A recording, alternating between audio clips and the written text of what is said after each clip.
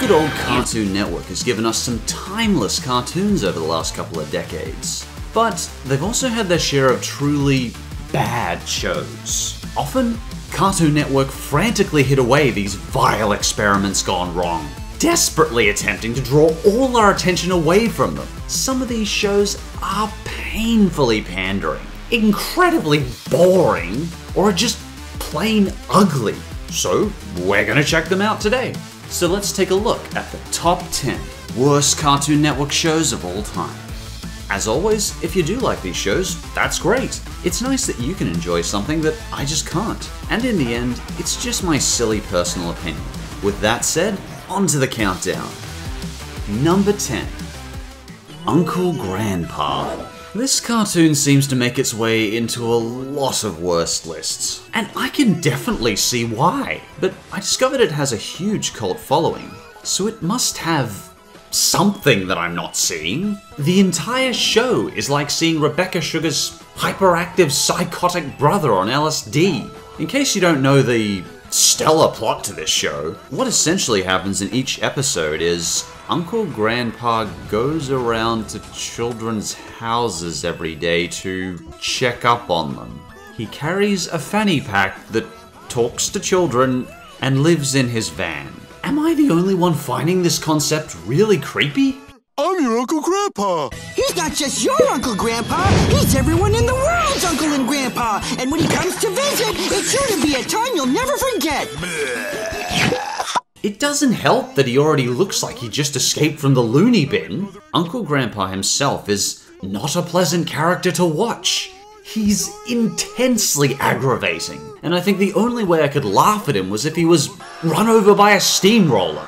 They even did a crossover with Steven Universe at one point, as though mixing gold with sewage would make it slightly more tolerable. But Uncle Grandpa is so bad that it managed to make Steven Universe actually bad. This is the only Steven Universe episode I have not watched. I watched it for 1 minute and closed it, removing it from my library and never looking at it again.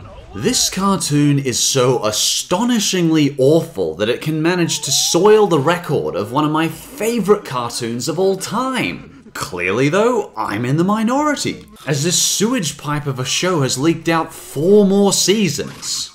To be honest, this show is very high on the list because, as surreal and bad as it is, I like the good messages behind each episode. Personally, I don't recommend this show. How is this even possible? Don't worry, bro. None of this is canon. But this is...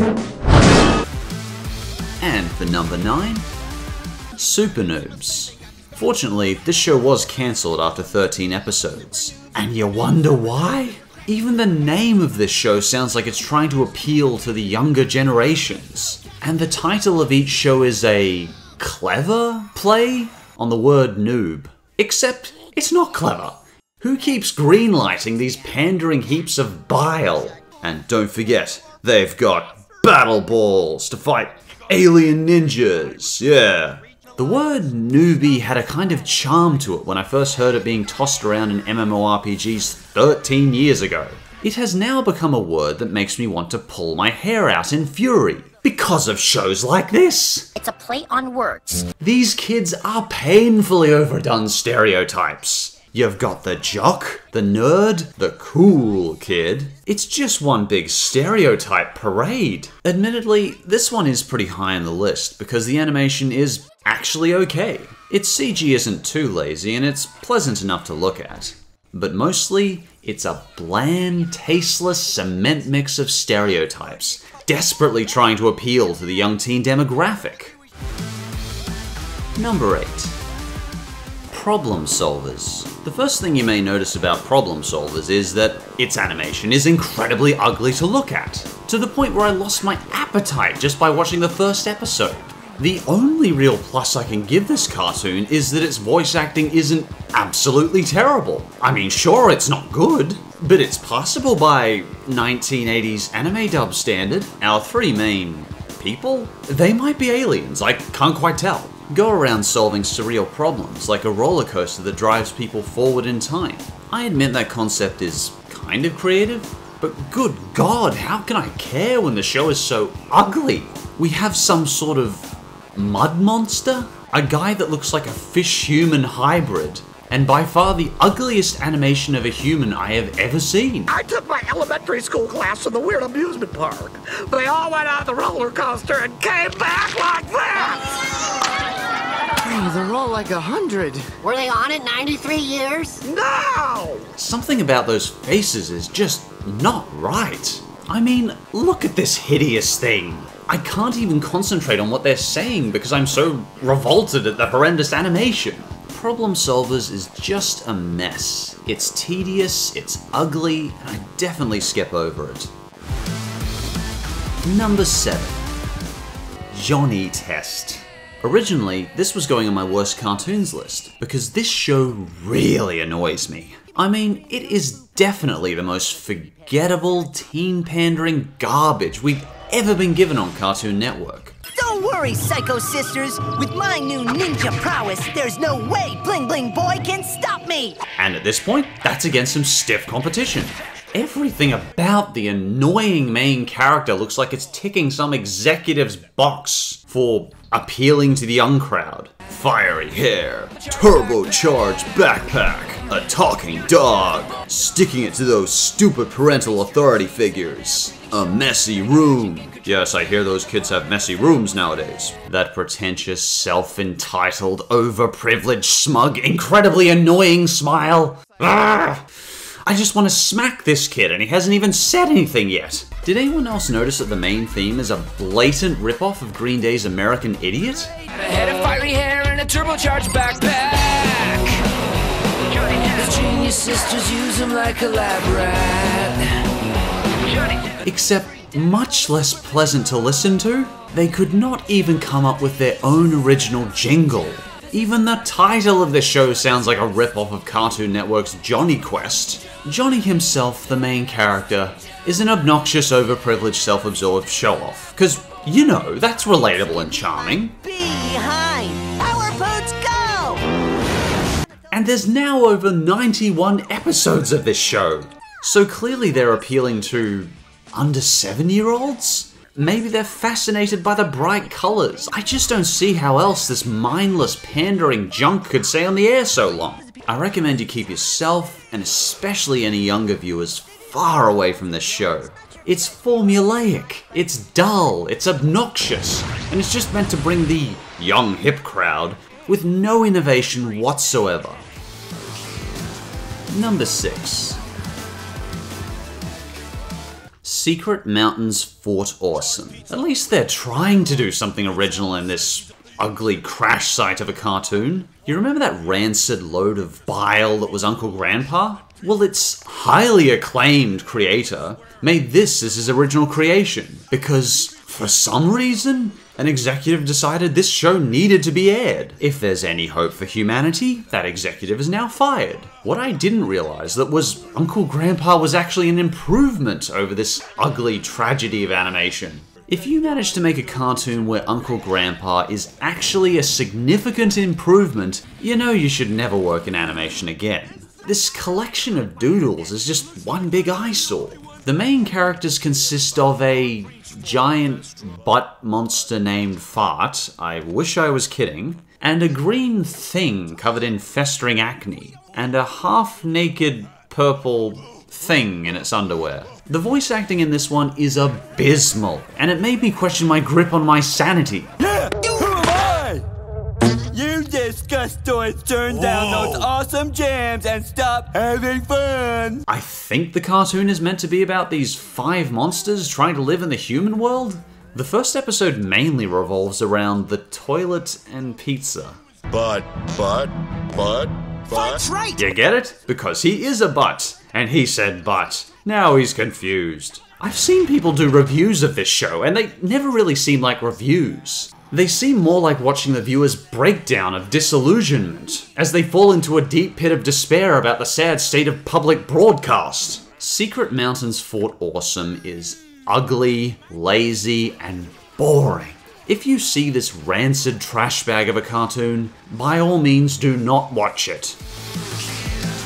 Number 5. King Star King. I've talked before about King Star King in my worst cartoons list, so I'll try to keep it brief. It's basically a grotesque, bizarre acid trip, and I do strongly suspect someone is gaining personal gratification from it. I mean, there's lots of flopping lady parts that are about as sexy as getting a dental filling. It's almost like the animators were having a psychotic breakdown as they made it. Every moment is someone being ripped apart or swallowed or vomited. It's among the ugliest animation I've watched, as well as some of the most unpleasant. Every moment is nonsensical, hypersexualized, ugly imagery. Personally, I'd avoid this one like the plague. And for number 4, Teen Titans Go. At first when I heard about this show I thought, a sequel to Teen Titans? Oh come on, how bad could it be? It's a Teen Titans sequel. That show was awesome. Oh god, I'm blind! The colors! They're so blindingly bright! Remember that detailed, highly stylized, and incredibly charming show on Cartoon Network called Teen Titans? Well, one day, those brilliant CN executives said, hey, let's replace all the smart writing, beautiful action scenes, and clever jokes and human drama with painfully annoying chibi characters and incredibly corny, clumsy anime-esque animation. Absolutely! In fact, let's make 3 seasons of it! You remember how Teen Titans had that brilliant, unique art style that was an amazing hybrid of Western and Japanese animation? That's been replaced with doodle CG drawings that look like they were done up in 5 minutes. I'd drive across the country in a car that smelled like Cyborg's B.O. for this sandwich. Ha ha! Ain't no mountain high enough to keep me away from this sandwich. Did they specifically say to the original voice actors, we need you to talk more obnoxiously? Was their voice director just recording the banter in the lunch cafeteria? The first episode is about how good Robin's sandwiches are. We have gone from the exploration of a team member's deep aggression and depression to the joy of eating a sandwich. Did they just fire every original writer and replace them with chimpanzees? Good God.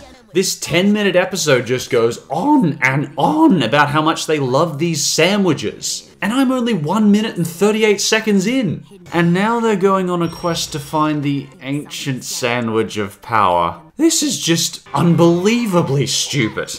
Now they're fighting over who gets the first bite.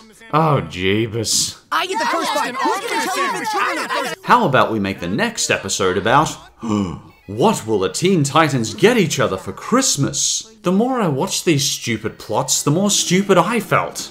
The vapid dialogue, the horrible animation, the blindingly bright colors, the bad rapping? Pie. When I say yummy, you say pie. Teen Titans Go didn't just destroy a classic Cartoon Network show. It tore it up, spat on it, then shat on it. By all means, I recommend Teen Titans Original. However, do not watch Teen Titans Go. Number 3.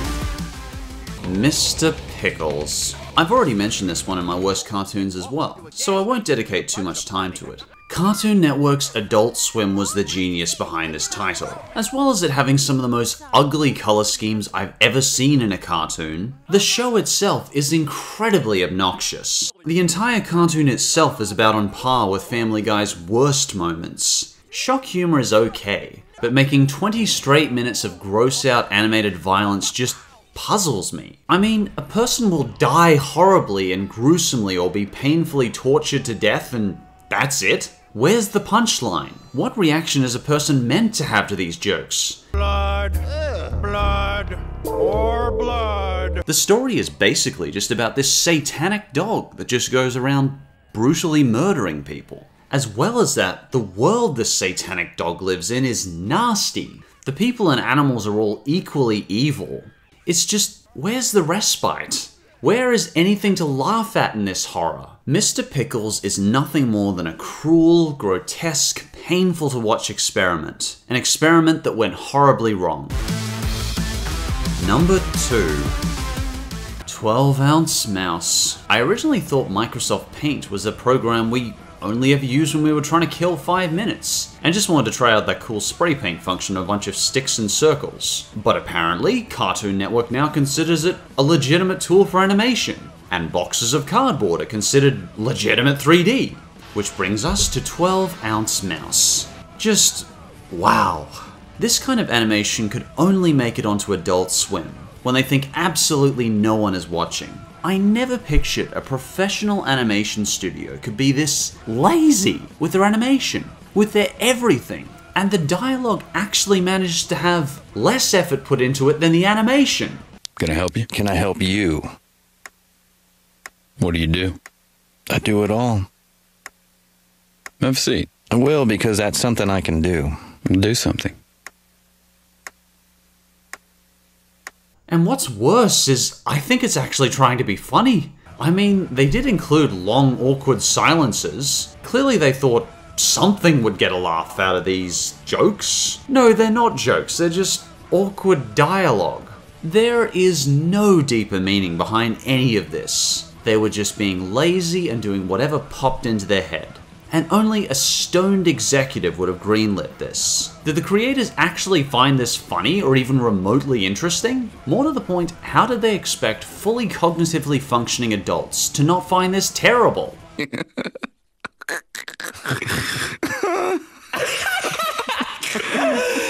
so stoned, broccoli! Good God, it just keeps going. 12 Ounce Mouse is annoying, it's pretentious, and more than anything else, it felt like zero effort was put into it. I can safely say, this is one of the most stupid shows I have ever seen, and I felt stupid for watching it. Don't make the same mistake I did. I do not recommend this show. I thought the 12 Ounce Mouse was the worst, but it turns out there was one experiment by Cartoon Network that was even worse. But it was very quickly hidden away due to abysmally low ratings in the first few episodes. And believe it or not, it was designed for kids. And the #1 worst Cartoon Network show of all time is The High Fructose Adventures of the Annoying Orange.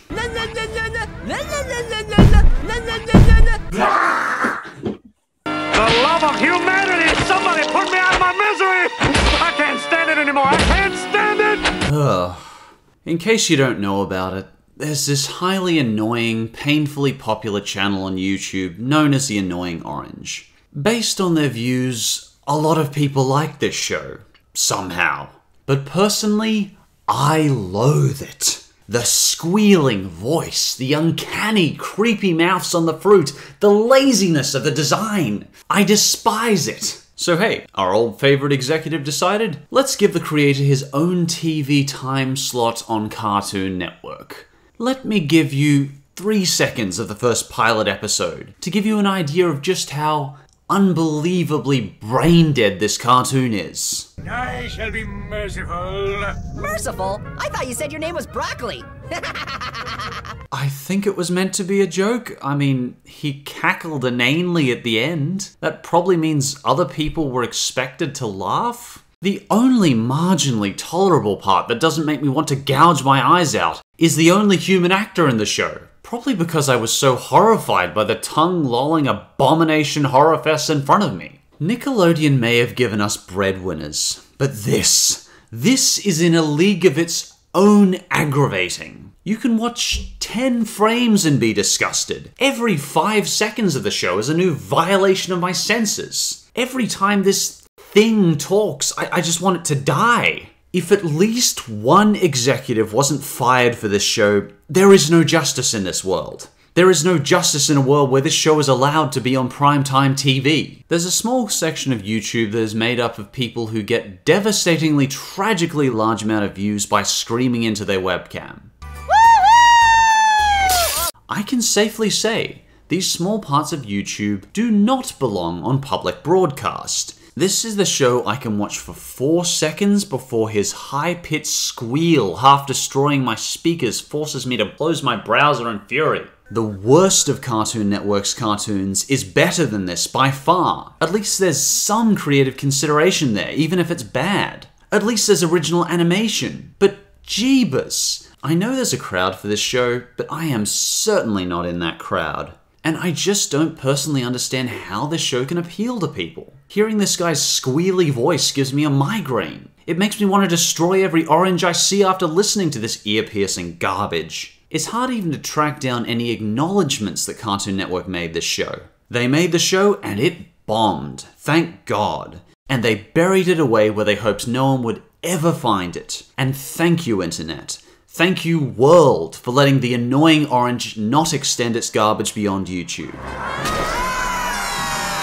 I think I have a little more faith in humanity, purely because this show bombed. It is the ugliest, most incredibly annoying, fury-inducing Cartoon Network show I have ever watched. It is an easy choice for the #1 worst Cartoon Network show of all time. But fortunately, for most of these shows, Cartoon Network is clearly ashamed of them, and tends to draw as little attention to them as possible. Most of these shows only have tiny time slots, or are almost impossible to find. And honestly, there's only a very small, or very young, dedicated crowd for these shows. Most of the time, Cartoon Network shows deserve a silver or gold medal, as their shows continue to inspire me. I'm alright. Do you think I missed a particularly bad one?